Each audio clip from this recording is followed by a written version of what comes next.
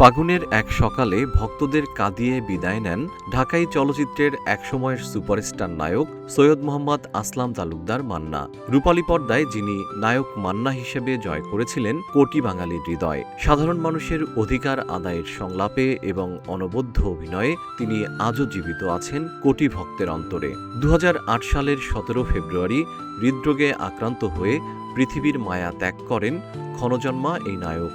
জীবদ্দশায় অনেক সুপারহিট চলচ্চিত্র উপহার দিয়েছেন তিনি।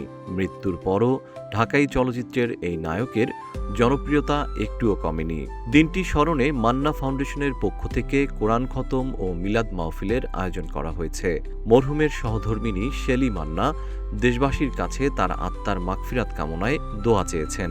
1984 সালে বিএফডিসি আয়োজিত নতুন মুখের সন্ধানের মাধ্যমে মান্নার চলচ্চিত্রে অভিষেক হয়। তার অভিনীত প্রথম সিনেমা তওবা। এরপর একে একে প্রায় 350 সিনেমাতে অভিনয় করেন তিনি। তার অভিনীত প্রথম মুক্তিপ্রাপ্ত সিনেমা পাগলি। 1991 সালে মোস্তফা আনোয়ার পরিচালিত কাসেম মালার প্রেম সিনেমাতে প্রথম একক নায়ক হিসেবে কাজ করেন মান্না। সিনেমাটি ব্যবসা সফল হওয়ায় মান্নাকে আর পেছনে ফিরে তাকাতে হয়নি।